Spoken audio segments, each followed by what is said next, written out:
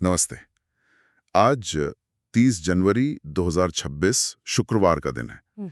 आज हमारे पास जो स्रोत हैं वो भारत की एक ऐसी तस्वीर पेश करते हैं जिसमें मतलब जश्न और चुनौतियां दोनों एक ही फ्रेम में नजर आते हैं। हम्म। एक तरफ खेल के मैदानों में गजब का रोमांच है और जयपुर जैसा शहर एक बड़े उत्सव की तैयारी में है, तो वहीं दूसरी तरफ राजनीति की बिसात पर नई चालें चली जा रही हैं और कुछ अनसुलझे सवाल हवा में तैर रहे हैं। बिल्कुल। आज की हमारी चर्चा इसी इसी विरोधाभास को समझने की कोशिश करेगी। हम देखेंगे कि कैसे महिला प्रीमियर लीग का एक मैच उम्मीदों को पलट देता है और कैसे हजारों लोगों की दौड़ के बीच एक ठंडी लहर और एक रहस्यमयी मौत की खबर भी है। और इन सबके साथ साथ मुंबई और दिल्ली से आए बड़े फैसले देश की राजनीतिक और शहरी दिशा के बारे में क्या बताते हैं, इस पर भी गौर करेंगे। जी। तो चलिए इन अलग अलग धागों को एक साथ जोड़कर देखते हैं कि आज भारत की कहानी क्या कह रही है। शुरुआत करते हैं खेल के मैदान से, जहां कल रात WPL में एक यादगार मैच हुआ। यादगार और गुजरात जॉइंट्स के लिए तो ऐतिहासिक ही कहेंगे। उन्होंने मुंबई इंडियंस को हरा दिया। अच्छा। ये सुनने में एक आम जीत लगती है, पर असल में मुंबई के खिलाफ 8 बार हारने के बाद ये उनकी पहली जीत थी। एक लंबे इंतजार का अंत हुआ। 8 हार के बाद जीत, ये तो किसी भी टीम के लिए बहुत बड़ा मतलब एक साइकोलॉजिकल बूस्ट होगा। हुआ क्या मैच में? मुझे पता है कि हरमनप्रीत कौर ने जबरदस्त पारी खेली थी, फिर भी मुंबई हार गई। यही तो क्रिकेट का रोमांच है। देखिए, हरमनप्रीत ने अकेले दम पर 48 गेंदों में 82 रन बनाकर मैच लगभग मुंबई की झोली में डाल दिया था। 82 रन, कमाल है। हाँ, पर दूसरी तरफ से उन्हें साथ नहीं मिला। गुजरात ने पहले खेलते हुए 167 का स्कोर खड़ा किया। 167, ये T20 में एक अच्छा टोटल है। बहुत अच्छा टोटल है। और इसमें कप्तान एशले गार्डनर और जॉर्जिया वेरहम की जो 71 रनों की तूफानी साझेदारी थी, वो निर्णायक थी। और अंत में मुंबई 11 रनों से चूक गई। तो अब प्लेऑफ की तस्वीर पूरी तरह बदल गई होगी। गुजरात की इस जीत ने समीकरणों को उलझा दिया होगा। बिल्कुल। इस एक जीत ने गुजरात को सीधे एलिमिनेटर में पहुंचा दिया है। अब सारी नजरें दिल्ली कैपिटल्स और यूपी वॉरियर्स के मैच पर हैं। अच्छा। अगर दिल्ली जीतती है तो वो मुंबई को बाहर कर देगी, लेकिन अगर यूपी वॉरियर्स जीतती है तो मुंबई के लिए एक उम्मीद की किरण जागेगी। पर यहाँ एक पेच है। नेट रन रेट वाला पेज, ये हमेशा आखिर में आकर फंसा देता है। कई बार दर्शकों को ये समझ नहीं आता कि इसका मतलब क्या है। सही पकड़ा। सीधे शब्दों में कहें तो यूपी को सिर्फ जीतना नहीं होगा, बल्कि बहुत बड़े अंतर से जीतना होगा।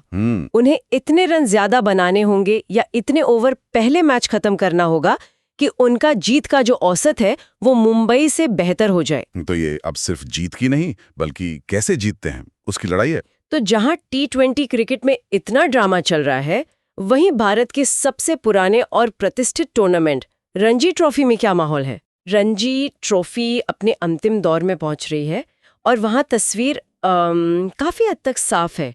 बंगाल और मुंबई जैसी बड़ी और अनुभवी टीम पहले ही क्वार्टर फाइनल में अपनी जगह पक्की कर चुकी हैं। ये तो अपेक्षित था। हाँ, आंध्रा और महाराष्ट्र भी अपने अपने ग्रुप में टॉप पर हैं।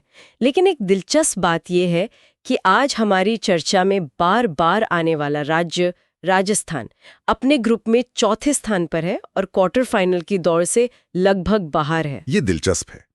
एक तरफ महिला क्रिकेट में एक टीम जबरदस्त वापसी कर रही है, तो दूसरी तरफ घरेलू क्रिकेट की एक स्थापित टीम संघर्ष कर रही है। अच्छा, क्रिकेट से हटकर फुटबॉल की बात करें, संतोष ट्रॉफी भी तो चल रही है। जी, और संतोष ट्रॉफी भारत के खेल कैलेंडर का एक बहुत खास हिस्सा है। ये कोई क्लब लीग नहीं, बल्कि राज्यों के बीच होने वाली चैंपियनशिप है, जहां खिलाड़ी अपने राज्य के गौरव के लिए खेलते हैं। हाँ, इसका एक अलग ही चार्म है। बिल्कुल।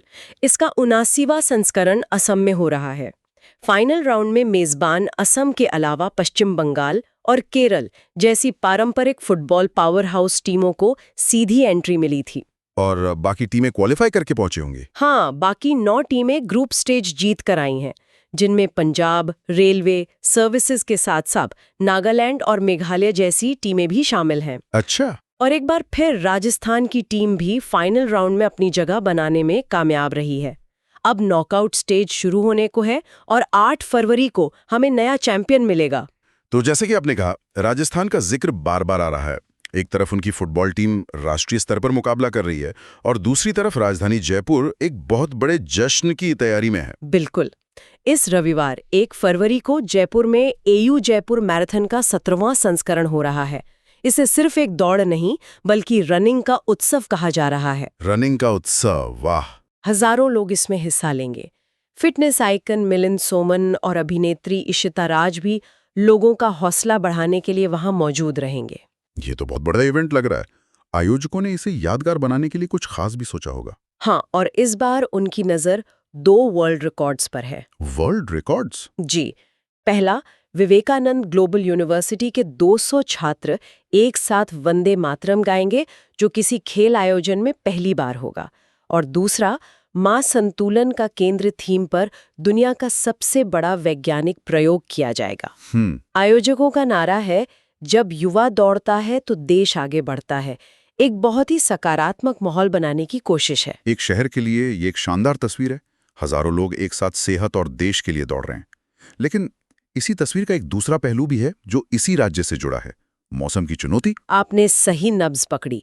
जहां एक तरफ जयपुर में दौड़ के लिए उत्साह है, वहीं मौसम विभाग ने आज राजस्थान के 12 जिलों में कड़ाके की ठंड और शीतलहर का अलर्ट जारी किया है। 12 जिलों में? हाँ, गुरुवार को पाली का तापमान 4.1 डिग्री सेल्सियस तक गिर गया था, जो बहुत ठंडा है। जयपुर में भी न्यूनतम तापमान 8.5 डिग्री था। यानी धावकों के लिए ये एक बड़ी चुनौती होगी। निश्चित रूप से। और सिर्फ इतना ही नहीं, 31 जनवरी से एक पश्चिमी विक्षोभ के सक्रिय होने का अनुमान है, जिससे कुछ इलाकों में हल्की बारिश और ओले भी गिर सकते हैं। तो एक तरफ जश्न का माहौल है और दूसरी तरफ प्रकृति की अपनी चुनौती है। और राजस्थान से ये एक और खबर है जो जश्न या चुनौती से कहीं ज्यादा परेशान करने वाली और रहस्यमयी है।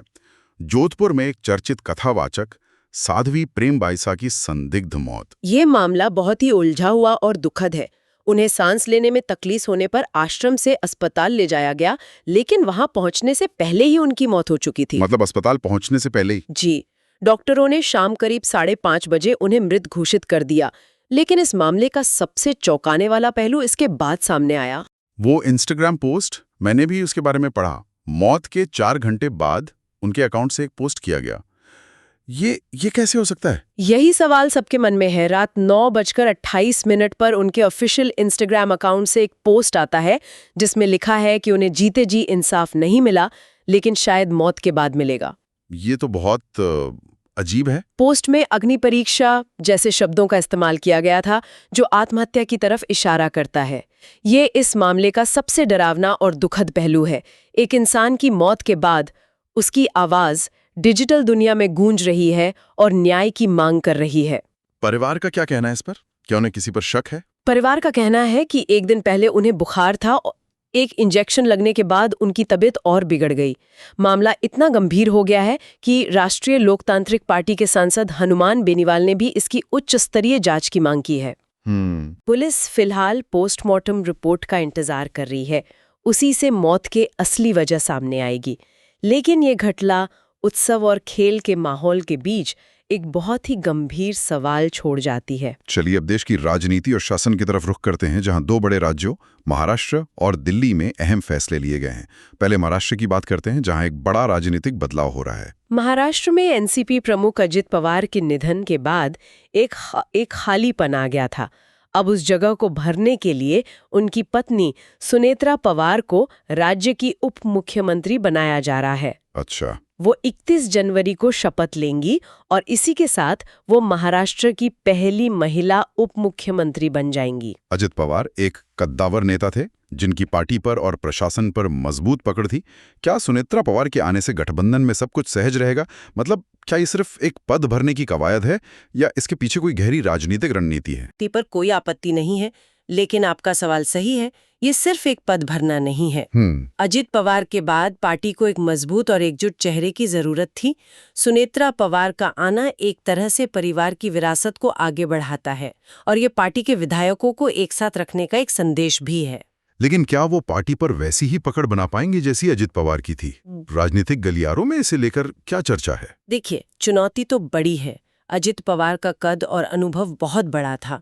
सुनेत्रा पवार के लिए उस विरासत को संभालना और साथ ही गठबंधन की राजनीति के दांवपेंच को साधना आसान नहीं होगा। सही बात है। उन्हें आबकारी और खेल जैसे मंत्रालय मिलने की उम्मीद है, जो उन्हें प्रशासन में अपनी पकड़ बनाने का मौका देंगे।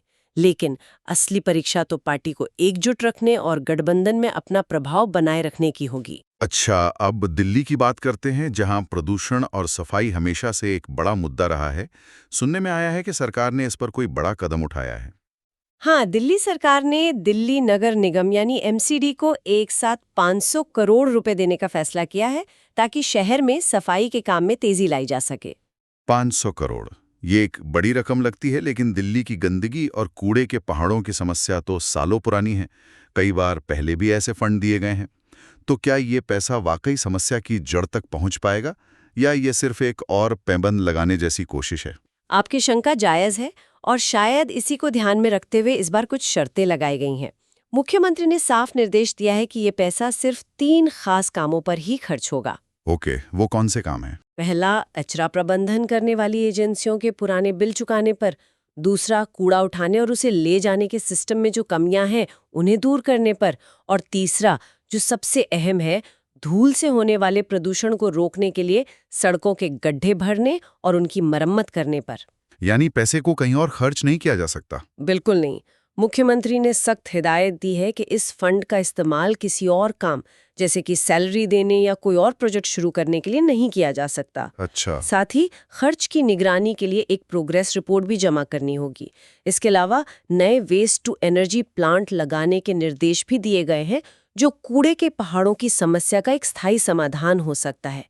तो कोशिश तो यही है कि ये पैसा सही जगह लगे। तो आज हमने देखा कि देश में एक ही दिन में कितनी अलग अलग तस्वीरें उभर रही हैं। WPL में गुजरात की अप्रत्याशित जीत का रोमांच है, तो जोधपुर में एक अनसुलझी मौत का रहस्य। जयपुर मैराथन के जरिए हजारों हुए एक साथ आने का जश्न मना रहे हैं, तो वहीं महाराष्ट्र की राजनीति एक नए दौर में प्रवेश कर रही है। और दिल्ली का उदाहरण दिखाता है कि हमारे शहरों की बुनियादी समस्याओं को सुलझाने की लड़ाई लगातार जारी है। ये सारी खबरें मिलकर आज के भारत की एक बहुत ही जीवंत और जटिल तस्वीर बनाती हैं। सही कहा। एक ऐसा भारत जहां राष्ट्रीय स्तर के खेल आयोजन, सामुदायिक उत्सव, राजनीतिक बदलाव और जमीनी स्तर की चुनौतियां सब एक साथ चल रहा है। आज की इस पूरी चर्चा से एक सवाल मेरे मन में घूम रहा है। वो क्या? आज हमने 2 शहरों की बात की। एक तरफ जयपुर है, जहां हजारों नागरिक फिट इंडिया के लिए खुद सड़कों पर उतरकर दौड़ने की तैयारी कर रहे हैं। एक सामुदायिक पहल के जरिए शहर में एक सकारात्मक ऊर्जा भर रहे हैं। जी। दूसरी तरफ दिल्ली है, जहां शहर की हवा और सड़कों को बेहतर बनाने के लिए सरकार को 500 करोड़ रुपए का एक बड़ा फंड जारी करना पड़ रहा है। ये दोनों खबरें, जो बिल्कुल अलग-अलग लगती हैं, दरअसल एक ही बड़े सवाल की ओर इशारा करती हैं। भारत के शहरों में जीवन की गुणवत्ता यानी क्वालिटी ऑफ लाइफ को सच में कैसे बेहतर बनाया जाए। क्या इसका जवाब जयपुर की तरह सामुदायिक भागीदारी और नागरिक चेतना में छिपा है, या फिर दिल्ली की तरह बड़े सरकारी निवेश और सख्त प्रशासनिक फैसलों में? या फिर असली जवाब इन दोनों के बीच कहीं है, जहां नागरिक और सरकार दोनों को अपनी अपनी जिम्मेदारी निभानी होगी।